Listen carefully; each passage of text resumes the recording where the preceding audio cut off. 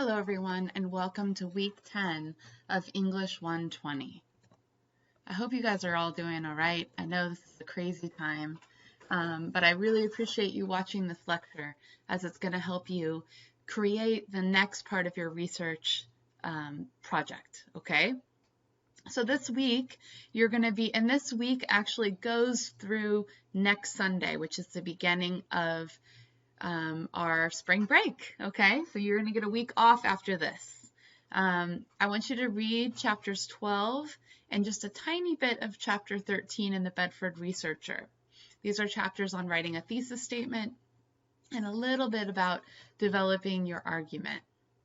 Then you're going to complete 2 research journals. The first one is about refining your thesis statement, and the second one is about selecting evidence to support your reasons. Then you're going to develop an outline based on all of this work. You're also going to complete a research module called Avoid Plagiarism. I like the exclamation point on this one. And then we're going to continue to read Whose Names Are Unknown. You're going to read chapters 15, 16, 17, 18, and 19 up to page 110. And then you'll follow the directions for the discussion forum.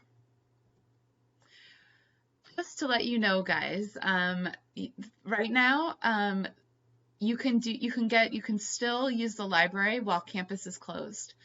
Some of you may not know that our entire campus has shut down due to the coronavirus and COVID-19 outbreak. So for reference and research help, our college librarian, Nancy McHenry, and our newest librarian, Amy Cantania, are available for helping you and us, for helping you. I forgot to take out your students. Our librarians are fully online now and ready to connect with you and through the Ask a Librarian link on the homepage. So go to the library homepage and you can ask a librarian any questions about your research project. And if you have any questions about circulation items, so books that you want to get a hold of, or things that you've already taken out, you can email them at libraryservices@napavalley.edu. Just a little heads up, I will be posting a video message from our librarian, Nancy McHenry, later this week as a way to help you guys move forward with your research projects. Okay, so speaking of moving forward with our research projects, the next part of our research project is the outline. This is so important. This is where you build the framework of your actual essay. And remember, the goal of this whole research project is to write an 8 to 10 page long research paper where you argue a thesis. After we get back from spring break, we'll continue and we'll begin to write body paragraphs. So it's very, very important that this week, before you turn in your outline, you do the work to find the sources that you need to argue your thesis, okay? So speaking of thesis, what does the thesis do? So a thesis is a roadmap. It sets the reader's expectation for the essay. So what the essay is exactly what it's going to be about. It sets up the primary argument that you're going to make in your essay, and it answers a question, usually given to you as a prompt. So a thesis statement introduces the topic you'll be writing about and communicates to the reader your purpose for writing about it. A strong thesis does 3 things. It answers a question about a claim that needs to be proven. It tells the audience what to expect in the rest of your essay going forward, and it is very specific. A thesis is also a part of the writing process. So you guys have already started the writing process for creating your thesis. You did so when you created a research question. And then you converted that research question into a position statement. That was when you drafted a working thesis based on your research question. Now we're going to go into revising that position statement to be more specific. Then we're going to test and revise our thesis statement against the evidence that you have to support it, and then you'll finalize your thesis. So this week you're going to be reading chapter 12 in the Bedford Researchers. This is all about writing a thesis statement. And as I've already said, by this time you've already developed a research question, and you've refined that research question. Remember, we added in the conditional language that would lead to like a really specific fact, and then you added in specific language, right? And then you revise that into a working thesis, which is your position statement. This week, we're going to be working on refining that statement so that it will become a clear, focused, and precise thesis statement that you'll need 8 to 10 pages of writing to prove. So the first step to do this is to identify important information. What ideas and arguments associated with your position? What are the ideas and arguments associated with the position that you've come up with? You want to focus on your role. Do you want your readers to learn something new when they read your paper? Or do you want to change your readers' minds about something? Or do you want to call your readers to action? Step 3, consider the document that you need to write. Remember, you are writing an 8 to 10 page argumentative paper. So you want a thesis that is arguable, a thesis that can support with evidence, that you can support with evidence from academic sources. Step 4, you're going to draft a thesis statement based on your position statement and ask yourself, will the thesis statement help me achieve my goal as a writer? Remember, your goal as a writer is to write an 8 to 10 page arguable research paper. Do the sources I've read so far give me confidence that I'll be able to support the thesis statement? Will it address my readers' expectations? Will it be consistent with the genre I'm writing in? Your genre is argumentative research. Will it sustain my interest in this project? So after you answer those questions for yourself, I want you to work on refining your thesis statement.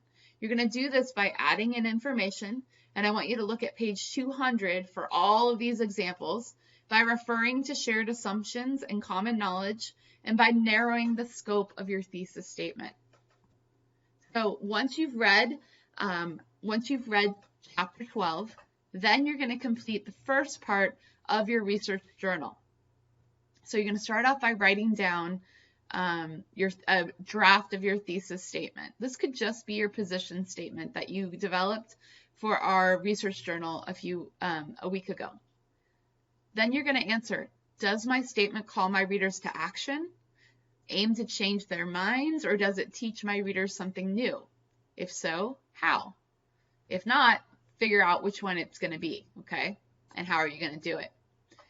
Do the academic sources I've found and read so far give me confidence that I will be able to support this thesis statement?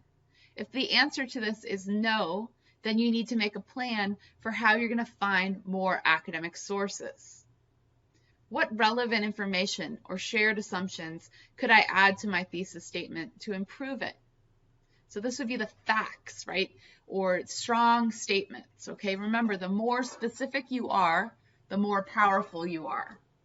Does my thesis statement contain any vague words or phrases? If so, how can I change these words or phrases to make them more specific?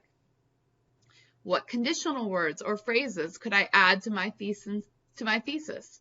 Remember how we think the conditional words, like given that, right? Based on the work above. So after you complete all those tasks, I want you to revise your thesis statement and write it as the last part of this part of the journal. Okay, second part is you're going to read just pages 204 to 208 in the Bedford Researcher. So now that you have a thesis statement, it's time to think about how you're going to go about proving it in your paper. You will do this by developing an argument. And how do you develop an argument? You choose reasons to support your main point. These will be the subtopics on your paper that will help readers accept your argument. You'll need to consider what your readers know about your issue, how they are likely to respond to your overall argument, and the counter arguments, meaning the opposite side, right, that they might propose. So the second part of your research journal, in this part, you're going to list at least 5 reasons you could use to support your thesis. These should be important topics, right, that are arguable within your main topic. So for example, if I'm talking about climate change, maybe one of my subtopics could be about the economic effects of climate change, or it could be it could be specific events, like it could be the decline in the bee population, or it could be the melting of the ice caps, right?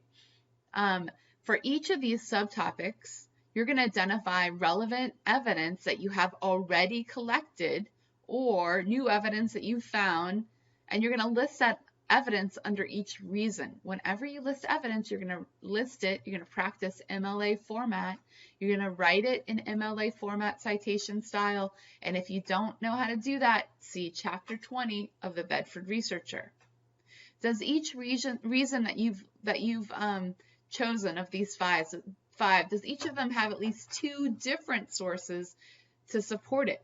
Do these sources vary by reason? Do you use it, so that means like under one reason, are you using the same source twice, or are you using the same source under all 3 reasons? Don't do that. You should use 6 different sources.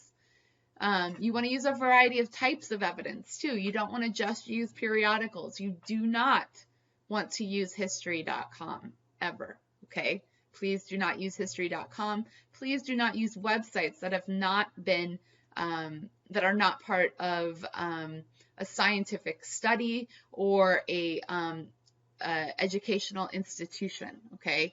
You should always check on those websites, and they have to be authored sources. You should be using books. You should be using documentaries, as long as you look up the people that made the documentaries and you make sure that they are experts in their field. Make sure that all the evidence that you're listing is from academic sources, right? These are sources that are authored by experts in the field. Experts in the field are people with PhDs or a great deal of experience in this area. They're the ones who are having the conversation about your topic. How do you plan on finding more evidence to support your reasons? So inevitably, all of you are going to need to do more research. And I'd like you to make a plan for how you're going to do that. And then I'd like you to choose, based on all this work, the best 3 reasons that you have the most evidence to support. And you're going to be listing those with the evidence here. Finally, based on all of this work, you're going to create your outline. So your outline is an MLA formatted paper. So that means it'll be an MLA format with a left-hand heading and a right-hand heading. Left-hand heading is your name, my name, English 120, followed by the due date of the actual assignment. Now, in the example I had it as March 31st. I've actually moved the assignment back to be due of Sunday of next week to give you extra time to get this completed, okay? You need to write your thesis statement. You need to list 3 reasons written as complete sentences. And then under each of those, you need to provide citations for 3 pieces of evidence from academic sources under each reason. This is due not on March 31st. I've just extended this deadline to the following Sunday. So this is going to be due on the Sunday following the end of this week. And that will be, sorry, I'm looking at the date really fast, on the 5th of April. So this assignment is actually due on the 5th of April. Here's an example outline. You'll notice that on the left-hand side, you see my name, the professor's name, our class, and then you see the due date of the assignment. You see up here, I've double-clicked on, oops, sorry, I don't want to double-click while I'm doing this.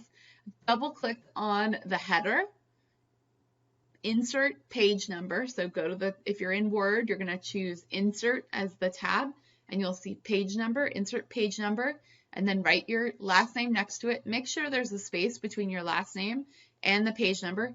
Make sure you highlight that information and change it to Times New Roman 12-point font. Then I'm going to go back into my document and add the word outline as the heading, as the title of the paper. Then I'm going to put thesis, and then I'm going to write my thesis statement as I've revised it the best that it can possibly be. Then I'm going to put I, Roman numeral 1, for the first section, and I'll write a sentence that introduces my first reason for supporting my thesis. So for example, this will be if we go back again to the climate change example, this would be where I introduce the fact that if we, one reason could be the melting ice caps have had a drastic effect on our environment and will lead to something in the year blank blank blank. Okay, that's a reason statement. Then I'm gonna support that with 3 pieces of evidence. So A, B, and C will be citations of pieces of evidence that support that. So an article by a scientist about the melting ice caps and their effects. 3 of those. It can be articles, books, documentaries. It can be a website as long as it's authored and from an appropriate source. Okay? And if you have questions, you can always email me, and I'm also available for video conferencing. You're going to do that for reason 2 and reason 3. So your assignment should look just like this paper. All right, guys. In addition to doing our work on our research project, we're going to continue to read Whose Names Are Unknown by Sonora Babb. You're going to read 15 through 19, chapters 15 through 19. We are almost to the part where they're going to leave Oklahoma. We're reading up to page 110. These are really heart-wrenching chapters. One thing that spoke to me as somebody who's sheltering in place with my family, I could really feel for the people who were experiencing the Dust Bowl in their homes and couldn't go outside. I was a little more grateful for the blue skies, even the rainy skies that we've had while we've been sheltering in place here. So you will be assigned different chapters based on your name, just like last week. And what I want you to do is the same thing. You're going to describe what happens in the chapter and then how it relates to the story as a whole. And you're going to include at least 2 visuals, photographs, or maps that you explain in your post, and include several quotations from the text, right, that really help us understand your reading of it. You may also include links to articles, books, films, or even websites that help you explain your chapter. The more creative you are, the more points you will get. You can get extra credit going forward in all of these discussions, you guys. Also, you will not be able to see your peers' post at all until you actually post your own, okay? They need to be at least 300 words by Sunday, and then you need to respond to your peers' posts by extending the conversation in 200 words. And again, I want you to not respond to chapters that you don't respond to the same chapters that you were assigned. You need to show that you've read the other chapters, okay? Last thing we're going to work on this week is plagiarism. So this week's online workshop is Avoid Plagiarism, and it's a module to learn how to recognize what plagiarism is and to develop skills to prevent it in your writing. Believe me, in this class, you get an automatic 0 if you plagiarize on any of your assignments. It's a real serious thing, and if you do it a second time, you get an F in the class. This is on our syllabus. So it's really important you understand what plagiarism is and how not to do it. So please complete the following tasks and then take the quiz for this week's online research chapter. You're going to read the sections of the Bedford Researcher Chapter 9 that are outlined in the unit. Then you're going to watch the video, 10 Types of Plagiarism, so you can better understand what plagiarism is. You'll read the Harvard Guide to Using Sources, How to Avoid Plagiarism. You have to click on the link and it takes you to another website. And then you need to watch how to avoid plagiarism, tips for students. These are real short videos. Then I'd like you to take the quiz. Remember, like always, you have 2 tries to complete this quiz. Okay, guys, I did give you comments back on your annotated bibliographies. If you have any questions, please make sure you reach out to me. I did offer that anyone who wanted to update their annotated bibliography based on my comments was able to get those points back. I realized last week, I did ask you to do it by the end of this week, but I am extending that to the end of this week. Please take this opportunity to raise your grade. I don't often give points back, but I know there's a lot going on in this world today, and I really want you to have the opportunity to do it right. It only serves you if you can do the actual exercise right. So please go back, look at my notes, email me, or set up a video chat with me if you have any questions.